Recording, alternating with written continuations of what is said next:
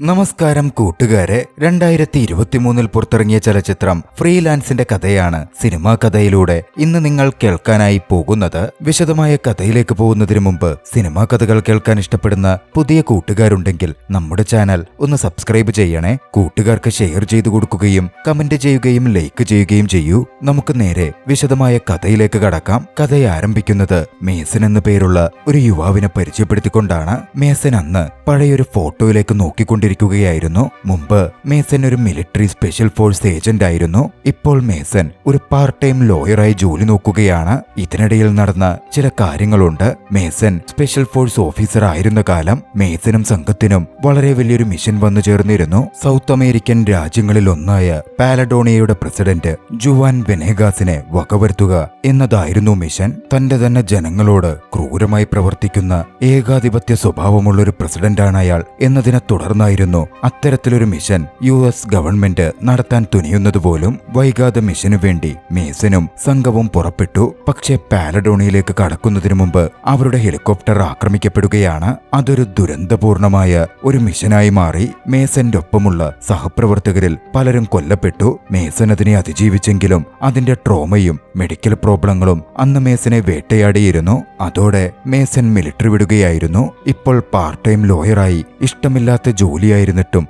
കഷ്ടപ്പെട്ട് കുടുംബത്തിനു വേണ്ടി മേസൻ ജീവിച്ചുകൊണ്ടിരിക്കുന്നു. മകളുടെ സ്കൂൾ ടൈം ആയതുകൊണ്ട് നോക്കിക്കൊണ്ടിരുന്ന ഫോട്ടോ എടുത്തുവെച്ച് മേസൻ മകളെ സ്കൂളിലേക്ക് കൊണ്ടുപോവാൻ തയ്യാറായിട്ട് ഇറങ്ങി. പോകുന്ന വഴിയിൽ സ്കൂളിൽ വെച്ച് താൻ ബുള്ളി ചെയ്യപ്പെടുന്ന കാര്യവും തന്നെ ഒരു കുട്ടി ഉപദ്രവിക്കുന്ന കാര്യവും തന്റെ അച്ഛനോട് പറഞ്ഞു. അവൾക്ക് വേണ്ടി അവൾ തന്നെ മറ്റൊരാൾക്കെതിരെ നിൽക്കണമെന്നും ശബ്ദമുയർത്തണമെന്നും വേണ്ടി വന്നാൽ കയ്യിൽ കിട്ടുന്ന ഒന്നുവെച്ച് എതിരാളിയുടെ തലയടിച്ചു പൊളിക്കണമെന്നും മേസൻ ഒരു തമാശ രീതിയിൽ പറയുകയാണ്. മകളൊന്നും പറഞ്ഞതുമില്ല. അങ്ങനെ മകളെ ഡ്രോപ്പ് ചെയ്ത് മേസൻ തന്റെ ജോലി സ്ഥലത്തേക്ക് പോയി. അന്ന് ഓഫീസിൽ മേസൻ ഒരു വിരുന്നുകാരൻ എത്തുകയാണ്. മേസന്റെ പഴയ മിലിറ്ററി ലീഡറായിരുന്ന സെബാസ്റ്റ്യൻ ആയിരുന്നു അത്. സെബാസ്റ്റ്യൻ വന്നതിനു പിന്നിൽ ഒരു പ്രധാന കാരണമുണ്ടായിരുന്നു. ഒരു ഹൈ പ്രൊഫൈൽ സെക്യൂരിറ്റി ജോബുണ്ട്. മേസൻ അത് ഏറ്റെടുക്കാമോ എന്ന് ചോദിച്ചാണ് സെബാസ്റ്റ്യന്റെ വരവ്. ജോബ് എന്തെന്നാൽ അമേരിക്കൻ ജേർണലിസ്റ്റായ ഒരു സ്ത്രീ പാലഡോണിയയിലേക്ക് അവിടുത്തെ പ്രസിഡന്റിനെ ഇന്റർവ്യൂ ചെയ്യുവാൻ പോകുന്നുണ്ട്. അവർക്ക് മേസൻ സെക്യൂരിറ്റി ഗാർഡായി പോകണം. മുമ്പ് പാലഡോണിയയിൽ മിഷനായി മേസൻ പോയിട്ടുള്ളതുകൊണ്ട് മേസനെ സെബാസ്റ്റ്യൻ ആ ജോലിക്ക് പരിഗണിക്കുകയായിരുന്നു. ആദ്യം അത് കേൾക്കുന്നതും മേസൻ പറ്റില്ലെന്ന് പറയുന്നുണ്ട്. കാരണം വീണ്ടും ആയുധങ്ങളോട് ഇടപഴകുവാനും ജീവൻ പണയം വെച്ച് ജോലി ചെയ്യുവാനും മേസൻ അത്ര ഒരുക്കമായിരുന്നില്ല. പക്ഷേ സെബാസ്റ്റ്യൻ ജോലിക്കുള്ള തുക പറഞ്ഞു. അത് വളരെ വലിയൊരു തുക തന്നെയായിരുന്നു. മേസനോട് ആലോചിച്ചിട്ട് പറഞ്ഞാൽ മതി എന്ന് പറയുകയും ചെയ്തു. അന്ന് ജോലിയൊക്കെ കഴിഞ്ഞ് മേസൻ മകളെ പിക്ക് ചെയ്യാൻ സ്കൂളിലേക്ക് പോയി. അവിടെത്തുമ്പോൾ മകൾക്കൊപ്പം ഭാര്യ റെബേക്കയും നിൽക്കുന്നുണ്ടായിരുന്നു. കാര്യം എന്തെന്ന് മേസനപ്പോൾ മനസ്സിലായില്ല. പക്ഷേ വീട്ടിലെത്തിയതും കാര്യം കൂടുതൽ വ്യക്തമായി. സ്കൂളിൽ നിന്ന് വിളിപ്പിച്ചിട്ടായിരുന്നു റെബേക്ക അങ്ങോട്ടേക്ക് പോയത്. സംഭവം എന്തെന്നാൽ അവരുടെ മകൾ അവളെ ആക്രമിച്ചൊരു കുട്ടിയെ കല്ലുവെച്ചടിക്കുകയും അത്യാവശ്യം നല്ല പരിക്കേൽക്കുകയും ചെയ്തു. എന്താ കുട്ടി അങ്ങനെ ചെയ്തത് എന്നവിടെ വെച്ച് ചോദ്യമുണ്ടായപ്പോൾ അച്ഛൻ പറഞ്ഞിട്ടാ ചെയ്തതെന്നായിരുന്നു കുട്ടി മറുപടി പറഞ്ഞത്. അത് കേട്ടതോടെ റെബേക്കക്ക് വലിയ കലി തന്നെ വന്നിരുന്നു. വീട്ടിലെത്തി അതൊക്കെ പറയുകയായിരുന്ന റെബേക്ക മേസനോട് തർക്കിക്കാൻ തുടങ്ങി. സംഭവത്തിന്റെ പേരിൽ ഓപ്പോസിറ്റുള്ള കുട്ടിയെ ആശുപത്രിയിലാക്കി. ആശുപത്രി ബില്ല് മുഴുവൻ റെബേക്ക അടയ്ക്കേണ്ട വരും. പാർട്ട് ടൈം ജോലി നോക്കുന്ന മേസന്റെ പക്കൽ ഒരുപാട് പണമൊന്നുമില്ല. മാത്രമല്ല സ്കൂളിലും വലിയൊരു തുക ഫൈൻ അടയ്ക്കണം. അതായിരുന്നു റെബേക്കയെ വല്ലാതെ ചൊടിപ്പിച്ചിരുന്നത്. മേസനും ആകെ വല്ലാതായി. കഴിഞ്ഞ കുറെ മാസങ്ങളായി കുടുംബത്തിന്റെ സാമ്പത്തികാവസ്ഥ പരുങ്ങലിലാണ്. ആലോചിച്ച ശേഷം മേസൻ റെബേക്കയോട് സെബാസ്റ്റ്യന്റെ മിഷനെ പറ്റി പറഞ്ഞു. താനത് ഏറ്റെടുക്കട്ടെ എന്നും ചോദിച്ചു. പക്ഷേ റെബേക്കയ്ക്ക് അല്പം ഭയമുണ്ടായിരുന്നു. ജീവൻ പോലും പണയപ്പെടുത്തി പോവേണ്ടുന്ന ജോലിയാണ്. പക്ഷേ അതേസമയം ഫാമിലിയുടെ സാമ്പത്തിക നിലയും മേസൻ ജോലിക്ക് പോയില്ലെങ്കിൽ കാര്യം ശരിയാവില്ല എന്നും റെബേക്ക മനസ്സിലാക്കിയിരുന്നു. ഒടുവിൽ ആലോചിച്ച് മേസൻ ജോലി ഏറ്റെടുക്കാൻ തീരുമാനിക്കുന്നു. വൈകാതെ മേസൻ സെബാസ്റ്റ്യനുമായി കോണ്ടാക്ട് ചെയ്തു. മിഷന് പോവാൻ സമ്മതം അറിയിച്ചു. സെബാസ്റ്റ്യൻ സന്തോഷത്തോടെ മേസനെ സ്വാഗതം ചെയ്യുകയും മേസൻ പിന്തുണച്ചു പോകേണ്ടുന്ന ക്ലാര എന്ന ജേർണലിസ്റ്റിനെ തന്റെ ഓഫീസിൽ പോയി പരിചയപ്പെടാൻ ആവശ്യപ്പെടുകയും ചെയ്തു. അധികം വൈകാതെ മേസൻ ക്ലാരയെ കണ്ടുമുട്ടുകയാണ്. ക്ലാരയ്ക്ക് മുമ്പിൽ മേസൻ സ്വയം ഇൻട്രൊഡ്യൂസ് ചെയ്തു. പാലഡോണിയയിലേക്ക് ക്ലാര പോകുമ്പോൾ ക്ലാരയ്ക്ക് സെക്യൂരിറ്റി ഗാർഡായി നിയമിച്ചിട്ടുള്ളത് തന്നെയാണ് എന്ന് മേസൻ ക്ലാരയെ അറിയിച്ചു. അധികം വൈകാതെ മേസനും ക്ലാരയും പാലഡോണിയയിലേക്ക് പുറപ്പെടുകയാണ്. അവരെ വരവേൽക്കാൻ പ്രസിഡന്റ് ജുവാൻ വെനേഗാസ് തന്നെ വന്നെത്തിയിരുന്നു. മുമ്പൊരു എക്സ്പീരിയൻസ് ഉള്ള മേസൻ വെനേഗാസിന്റെ വരവിലും സ്വീകരിക്കലിലുമൊക്കെ കൂടുതൽ കെയർഫുൾ ആയിരുന്നു. തന്നെയും ക്ലാരയെയും വെനേഗാസ് ട്രാപ്പ് ചെയ്യാൻ കൊണ്ടുപോകുന്നതാണോ എന്ന തരത്തിൽ പോലും മേസൻ സംശയം സംശയിച്ചിരുന്നു. വെനേഗാസിന്റെ കാറിലായിരുന്നു അവർ സഞ്ചരിച്ചുകൊണ്ടിരുന്നത്. സ്റ്റേറ്റ് പാലസ് ഓഫീസിലേക്ക് അവർ പുറപ്പെട്ടു പോവാൻ തുടങ്ങി. പക്ഷേ യാത്രാമധ്യേ പെട്ടെന്ന് അവരുടെ വാഹനവ്യൂഹം ആക്രമിക്കപ്പെടുകയാണ്. മിസ്റ്റീരിയസ് ആയ ഒരു മിലിറ്ററി സംഘമായിരുന്നു അവരെ ആക്രമിച്ചത്. ഫൈറ്റ് ചെയ്തേ മതിയാവുകയുള്ളൂവല്ലോ. മേസൻ കാര്യങ്ങൾ ഏറ്റെടുത്തു. എതിരാളികളോട് ഫൈറ്റ് ചെയ്ത് അവരെ തറപറ്റിച്ച ശേഷം മേസൻ സുരക്ഷിതരാക്കപ്പെട്ട് വെനേഗാസും ക്ലാരയുമായി പുറത്തിറങ്ങി. വെനേഗാസാണോ ഈ ആക്രമണങ്ങൾക്ക് പിന്നിൽ എന്നായിരുന്നു മേസൻ ആദ്യം ചിന്തിച്ചത്. അതുകൊണ്ട് തന്നെ ക്ലാരയുമായി രക്ഷപ്പെട്ടു പോകുവാനായിരുന്നു മേസൻ പദ്ധതിയിട്ടതും. ആക്രമിക്കപ്പെട്ടവരെ പറ്റി ചോദിച്ചപ്പോൾ തനിക്കറിയില്ലെന്നും ഇത്തരത്തിൽ തനിക്കെതിരെ ആക്രമണങ്ങൾ ഇവിടെ നിരന്തരമായി നടക്കുന്നുണ്ട് എന്നും വെനേഗാസ് പറഞ്ഞു. ഇക്കാര്യങ്ങളെ പറ്റിയൊക്കെ ഇന്റർനാഷണൽ മീഡിയ വഴി ഏവരും അറിയാൻ വേണ്ടിയായിരുന്നു വെനേഗാസ് തന്നെ മുൻകൈയെടുത്ത് ക്ലാരയെ ഇന്റർവ്യൂവിനായി അങ്ങോട്ടേക്ക് കൊണ്ടുവന്നത്. പക്ഷേ വെനേഗാസിന്റെ വിശദീകരണം മേസന് വിശ്വസിക്കാൻ പറ്റുന്നുണ്ടായിരുന്നില്ല. അതുകൊണ്ട് ക്ലാരയെ സുരക്ഷിതമാക്കാൻ ആയുധവും എടുത്ത് ക്ലാരയുമായി മേസൻ അടുത്തുള്ള കാടിലൂടെ സഞ്ചാരം ആരംഭിക്കുകയാണ്. ആ യാത്രക്കിടയിൽ മേസൻ സെബാസ്റ്റ്യനെ കോണ്ടാക്ട് ചെയ്തു. തങ്ങൾ ആക്രമിക്കപ്പെട്ട വിവരവും മറ്റു കാര്യങ്ങളും വിശദമായി പറഞ്ഞ മേസൻ തങ്ങളെ റെസ്ക്യൂ ചെയ്യുവാൻ ഹെലികോപ്റ്റർ അയക്കുവാൻ സെബാസ്റ്റ്യനോട് ആവശ്യപ്പെട്ടു. മേസനോട്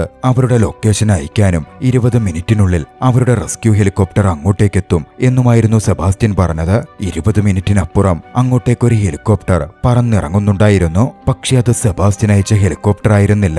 ശത്രുസംഘം വന്നിറങ്ങിയ ഹെലികോപ്റ്റർ ആയിരുന്നു അത്. ക്ലാരയെയും ജെയ്സനെയും കൊലപ്പെടുത്താൻ അവർ ശ്രമിക്കുന്നുണ്ട് എന്ന് മേസൻ മനസ്സിലാക്കി. അതോടെ ക്ലാരയെ രക്ഷപ്പെടുത്താൻ കാടിനകത്തേക്ക് തന്നെ മേസൻ ക്ലാരയുമായി ഓടുകയാണ്. അവരെ പിന്തുടർന്നു വന്ന പട്ടാളക്കാരാകട്ടെ കൊലപ്പെടുത്തുവാൻ അവർക്ക് പിന്നാലെ പാഞ്ഞെടുക്കുന്നുണ്ടായിരുന്നു. ഒടുവിൽ മേസന് ഒരവസരം വന്നപ്പോൾ തങ്ങളെ പിന്തുടരുന്ന ശത്രുസംഘത്തിന്റെ ഹെലികോപ്റ്റർ വെടിവെച്ചിടാൻ മേസന് സാധിച്ചു. ശേഷം അവർ വീണ്ടും മുമ്പോട്ടോടി രക്ഷപ്പെടാൻ ശ്രമിച്ചെങ്കിലും ശത്രുക്കളുടെ മുമ്പിൽ ചെന്നുപെടുകയാണ്. ശത്രു സൈന്യത്തിലെ ആ പട്ടാളക്കാർ അവരെ തോക്കിൻ മുനയിലാക്കി. പക്ഷേ ഭാഗ്യവശാൽ കൃത്യസമയം വെനേഗാസ് അങ്ങോട്ടേക്ക് എത്തിച്ചേരുകയും തന്റെ തോക്കുപയോഗിച്ച് മേസനെയും ക്ലാരയെയും ബന്ദിയാക്കിയ പട്ടാളക്കാരനെ വെടിവെച്ച് കൊല്ലുകയും ചെയ്തു. ആ നിമിഷം അവരെ ആക്രമിച്ച് ആ മിലിറ്ററി ഗ്രൂപ്പ് വെനേഗാസിന്റെ അല്ലെന്നും അവർ ഏതോ തീവ്രവാദി സംഘത്തിന്റേതാണെന്നും മേസൻ മനസ്സിലാക്കുന്നു. അതോടെ വെനേഗാസിനൊപ്പം ചേരുവാനും ബാക്കി കാര്യങ്ങൾ മുമ്പോട്ട് കൊണ്ടുപോകാനും മേസനും ക്ലാരയും തീരുമാനിക്കുകയാണ്. ആ കാടുവഴി അറിയാമായിരുന്ന വെനേഗാസ് മേസനെയും ക്ലാരയെയും മുമ്പോട്ട് നടത്തി. അവർ എത്തിച്ചേർന്നത് വെനേഗാസിന്റെ തന്നെ ഹോം ടൗണായ ചെറിയൊരു ഗ്രാമത്തിലേക്കായിരുന്നു. അവിടുത്തെ ജനങ്ങൾ അത്രയും വെനേഗാസിനെ കണ്ട് ഏറെ സന്തോഷത്തോടെ അവരെ സ്വാഗതം ചെയ്തു. പറഞ്ഞു കേട്ട പോലെ നാട്ടിലെ ജനങ്ങൾക്ക് വെനേഗാസിനോട് ദേഷ്യമൊന്നും ഉണ്ടായിരുന്നില്ല. അവർ വെനേഗാസിനെ വളരെയധികം റെസ്പെക്ട് ചെയ്തിരുന്നു. പുറത്ത് പറഞ്ഞു കേൾക്കുന്നത് പോലല്ലോ കാര്യങ്ങൾ എന്നാ നിമിഷം മേസനും ക്ലാരയും തിരിച്ചറിയുകയാണ്. മറുവശത്ത് ജാൻ എന്ന പേരുള്ള ഒരു മിലിറ്ററി ഓഫീസറെ നമ്മൾ പരിചയപ്പെടുന്നു. കേണൽ ജാൻ വെനേഗാസിനെതിരെ വർക്ക് ചെയ്യുന്ന സൗത്ത് ആഫ്രിക്കൻ മേഴ്സണറി ഗ്രൂപ്പിലെ അംഗമായിരുന്നു അയാൾ. വെനേഗാസിന്റെ നെഫ്യൂവായ ജോർജിനെ മുൻനിർത്തി വെനേഗാസിനെ അധികാരത്തിൽ നിന്ന് മാറ്റുവാനും അയാളെ കൊലപ്പെടുത്താനുമായിരുന്നു ജാൻ ശ്രമിച്ചുകൊണ്ടിരുന്നത്. വെനേഗാസും ക്ലാരയും മേസനും രക്ഷപ്പെട്ടുപോയി എന്നറിഞ്ഞ ജാൻ അല്പം ക്ഷുഭിതനാകുന്നുണ്ട്. അവരെ എത്രയും വേഗം കണ്ടെത്താൻ ജാൻ ഉത്തരവിട്ടു. ഇതേസമയം ഹോം ടൗണിലെത്തിയിരുന്ന മേസനും സംഘവുമാകട്ടെ ഫ്രഷപ്പായി ഇന്റർവ്യൂവിന് തയ്യാറെടുക്കുകയായിരുന്നു. മേസന്റെ മൊബൈൽ ഫോണിൽ മേസൻ ഇന്റർവ്യൂ പകർത്തും. അവരുടെ മറ്റു വസ്തുക്കൾ നഷ്ടപ്പെട്ടതുകൊണ്ട് അത്തരത്തിലൊരു ഇന്റർവ്യൂ എടുക്കാനായിരുന്നു അവർ തീരുമാനിച്ചത്. ഇന്റർവ്യൂ കാണുവാനും കേൾക്കുവാനും വേണ്ടി ആ നാട്ടിലെ ജനങ്ങളും അവരുടെ ചുറ്റും കൂടിയിരുന്നു. ഇന്റർവ്യൂവിൽ ക്ലാര വ്യക്തമായ ആ ചോദ്യം ചോദിച്ചു. എന്തുകൊണ്ടാണ് വെനേഗാസ് ഇത്തരത്തിൽ പുറത്തുനിന്നുള്ള മിലിറ്ററിക്കാരാലും തന്റെ തന്നെ ആളുകളാലും ആക്രമിക്കപ്പെടുന്നത് എന്നതായിരുന്നു അത്. കാര്യങ്ങളൊക്കെ വെനേഗാസ് വിശദീകരിച്ചു. പാലഡോണിയ എന്ന ഈ രാജ്യം വളരെയധികം ധാതു വിഭവങ്ങളാൽ സമ്പന്നമാണ്. പ്രത്യേകിച്ചും ലാന്തനൈഡ്, ഫോണും ലാപ്ടോപ്പും അത്തരത്തിലുള്ള വസ്തുക്കളൊക്കെ നിർമ്മിക്കുവാൻ അത് വളരെയധികം ആവശ്യമാണ്. അതിൽ വിദേശ ശക്തികളും വലിയ വലിയ കോർപ്പറേറ്റുകളും കണ്ണുവെച്ചിരുന്നു. പക്ഷേ അത്തരത്തിൽ അത് മൈൻ ചെയ്തെടുക്കപ്പെട്ടാൽ ഇവിടുത്തെ ജനങ്ങളെയും ഇവിടുത്തെ മണ്ണിനെ തന്നെയും അത് ബാധിക്കും. ഞാൻ അതിനൊക്കെയും എതിരു നിന്നു. ഇവിടുത്തെ ധാതു വിഭവങ്ങൾ കൊണ്ട് ഇവിടുത്തെ രാജ്യത്തെ ഡെവലപ്പ് ചെയ്യാനാണ് ഞാൻ ആഗ്രഹിച്ചത്. വലിയ വലിയ ശക്തികൾക്കും കോർപ്പറേറ്റുകൾക്കും അത് ഇഷ്ടപ്പെടില്ലല്ലോ. അതുകൊണ്ട് പുറം രാജ്യങ്ങളിൽ അവരെന്നെ ഒരു ഏകാധിപതിയായി മുദ്രകുത്തി എന്നെ കൊല്ലാനും അധികാരമില്ലാതാക്കാനുമുള്ള പദ്ധതികൾ ആവിഷ്കരണം ചെയ്തു. അതൊന്നും നടക്കാതെ വന്നപ്പോഴാണ് ഇപ്പോൾ എന്നെ കൊലപ്പെടുത്താൻ ശ്രമിക്കുന്നത്. താൻ ജീവനോടെ ഇരിക്കുമ്പോ ഒരിക്കലും ഈ നാടിന്റെ മണ്ണോ ഇവിടുത്തെ ആവാസ വ്യവസ്ഥയോ ഒന്നും നശിപ്പിക്കാൻ സമ്മതിക്കില്ലെന്നും ജനങ്ങൾക്കു വേണ്ടി നല്ലത് ചെയ്യും എന്നും വെനേഗാസ് ഉറച്ചു പറഞ്ഞു. വെനേഗാസിന്റെ ആ മറുപടിയിൽ അവിടുത്തെ ആളുകൾ ആർപ്പു വിളിക്കുന്നുണ്ടായിരുന്നു. വെനേഗാസിന് എത്രമാത്രം ജനങ്ങളുടെ സപ്പോർട്ടാണുള്ളത് എന്നതടക്കമുള്ള വീഡിയോ ദൃശ്യങ്ങൾ അവിടെ ഉയർത്തപ്പെടുകയാണ്. വെനേഗാസിന്റെ വിശദീകരണം കൂടി കേട്ടതോടെ വെനേഗാസ് നല്ലൊരു മനുഷ്യനാണെന്നും പുറം ലോകത്തിനു മുമ്പിൽ വെനേഗാസിനെ പറ്റി മോശം ഇമേജ് ഉണ്ടാക്കുന്നത് ദുഷ്ടലാക്കോടെ പ്രവർത്തിക്കുന്ന ശക്തികളാണെന്നും മേസൻ ഒന്നുകൂടി തിരിച്ചറിയുന്നു. അന്ന് രാത്രിയിൽ ആ ജനങ്ങളുടെ ഒപ്പം അവരൊന്നിച്ച് സന്തോഷത്തോടെ സമയം ചെലവഴിച്ചിരുന്നു. ആഘോഷങ്ങളൊക്കെ കഴിഞ്ഞ് മേസനും ക്ലാരയ്ക്കും ഒരു റൂമാണ് നൽകപ്പെട്ടത്. മേസനെ ഒന്ന് വശീകരിക്കുവാൻ ക്ലാര അടുത്ത് ചെന്നെങ്കിലും തന്റെ ഭാര്യയോടുള്ള സ്നേഹവും അവളെ ചതിക്കാൻ തനിക്കാവില്ലെന്നും പറഞ്ഞ് മേസൻ അതിൽ നിന്ന് പിന്മാറി. അടുത്ത ദിവസം അവർ പുറപ്പെടാനൊരുങ്ങുകയാണ്. ആ സമയം മേസൻ സെബാസ്റ്റ്യനെ കണക്ട് ചെയ്തു. തന്നെ എന്തിനാണ് പാലഡോണയിലേക്ക് അയച്ചതെന്നും ഇവിടുത്തെ കാര്യങ്ങൾ വ്യത്യസ്തമാണല്ലോ എന്നും മേസൻ സെബാസ്റ്റ്യനോട് ചോദിച്ചു. സെബാസ്റ്റ്യൻ ഉള്ള കാര്യം പറഞ്ഞു. ഹൈ ഒഫീഷ്യൽസിന്റെ അടുത്തു നിന്നാണ് തനിക്ക് ഈ ജോബ് ഓഫർ വന്നത്. വെനേഗാസുമായി മേസൻ പരിചയത്തിലാവുകയും തങ്ങളുടെ പഴയ ട്രൂപ്പിനെ കൊന്നതിന്റെ പേരിൽ വെനേഗാസിനെതിരെ പ്രതികാരം ചെയ്ത് അയാളെ കൊലപ്പെടുത്തുകയും വേണം എന്ന് സെബാസ്റ്റ്യൻ മേസനോട് പറയുകയാണ്.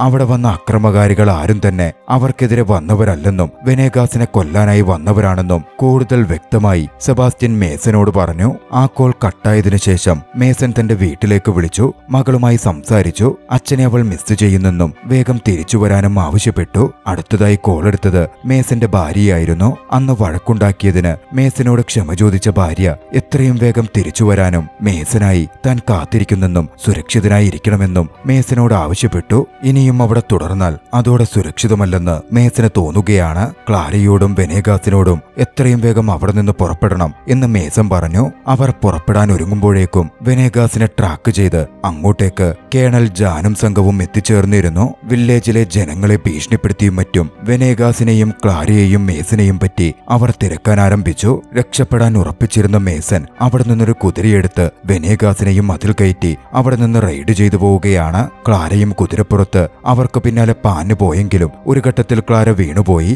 ക്ലാര കേണൽ ജാനിന്റെയും സംഘത്തിന്റെയും പിടിയിലകപ്പെട്ടു. ആ കാഴ്ച കണ്ട് മേസൻ വറീഡാകുന്നുണ്ട്. പക്ഷെ വെനേഗാസ് മേസനെ സമാധാനിപ്പിച്ചു. താൻ ജീവനോടെ ഉള്ളിടത്തോളം അവളെ അവർ ഒന്നും ചെയ്യില്ല എന്ന് പറഞ്ഞുകൊണ്ടായിരുന്നു അത്. അധികം വൈകാതെ വെനേഗാസും മേസനും കാട്ടിലൂടെ തങ്ങളുടെ യാത്ര തുടരുകയാണ്. ആ യാത്രയിൽ പണ്ട് നടന്ന ഒരുപാട് കാര്യങ്ങളെപ്പറ്റി അവർ സംസാരിക്കുന്നുണ്ട്. ഒരിക്കൽ അമേരിക്കൻ ഇൻവാൻഷൻ എത്തിയ ഒരു ഹെലികോപ്റ്റർ തന്നെ രക്ഷപ്പെടുത്താൻ വരുന്നവരാണെന്ന് ചിന്തിച്ച് കേണൽ ജാനിന്റെ നേതൃത്വത്തിലുള്ള ആഫ്രിക്കൻ മേഴ്സണറീസ് വെടിവെച്ച് വീഴ്ത്തിയ കാര്യമൊക്കെ വെനേഗാസ് വിശദീകരിച്ചു. അപ്പോഴാണ് അതിനൊന്നും പിന്നിൽ വെനേഗാസ് അല്ലെന്നും മറ്റുള്ളവരാണെന്നും മേസൻ തിരിച്ചറിയുന്നത്. തന്റെ കൂട്ടുകാരി അടക്കമുള്ള ആളുകളെ കൊന്നതിന് അത്രനാളും വെനേഗാസിനെ വില്ലനെ പോലെ കണ്ടിരുന്ന മേസന് അതോടെ കുറ്റബോധം തോന്നി. അന്ന് രാത്രിയിൽ വെനേഗാസും മേസനും സുരക്ഷിതമായ ഒരിടത്ത് തങ്ങുകയാണ്. വെനേഗാസിന്റെ പരിചയക്കാരൻ സ്മിത്തിന്റെ വീട്ടിലായിരുന്നു അത്. ക്ലാരയെ രക്ഷപ്പെടുത്താൻ തന്നെ എക്സ്ചേഞ്ച് ചെയ്യുവാനുള്ള എല്ലാ കാര്യങ്ങളും തയ്യാറാക്കാം എന്ന് വെനേഗാസ് മേസൻ ഉറപ്പുകൊടുത്തു. അന്ന് രാത്രിയിൽ സംസാരിക്കുമ്പോൾ താൻ വെനേഗാസിനെ കൊല്ലാൻ വേണ്ടി അയക്കപ്പെട്ടതാണ് എന്ന സത്യം മേസൻ വെനേഗാസിനോട് പറഞ്ഞു. തനിക്കത് മുന്നേ അറിയാമായിരുന്നു എന്നായിരുന്നു വെനേഗാസിന്റെ മറുപടി. അടുത്ത ദിവസം വെനേഗാസിനെ കൈമാറി ക്ലാരയെ മോചിതയാക്കാൻ വേണ്ട കാര്യങ്ങളൊക്കെ നടക്കുകയാണ്. മീറ്റിംഗ് പോയിന്റിൽ മേസൻ ആദ്യമേ വന്നു നിന്നിരുന്നു. കേണൽ ജാൻ അങ്ങോട്ടേക്ക് വന്നു ചേർന്നു. വെനേഗാസിനെ എക്സ്ചേഞ്ച് ചെയ്ത് കാര്യങ്ങളൊക്കെ നല്ല രീതിയിൽ എത്തിക്കാൻ നിന്ന മേസൻ പക്ഷേ അതിനോടകം ഒരു പദ്ധതിയിട്ടിരുന്നു. അങ്ങോട്ടേക്ക് എത്തുന്ന കേണൽ ജാനിനെതിരെ അവിടുത്തെ ജനങ്ങളെ ഇറക്കിവിട്ട് അതിനുള്ളിലൂടെ എല്ലാവരും ഒന്നിച്ച് രക്ഷപ്പെട്ടു പോവാനുള്ള പദ്ധതിയായിരുന്നു അത്. ആ പദ്ധതി നല്ല രീതിയിൽ നടന്നു. ക്ലാര മോചിതയായി.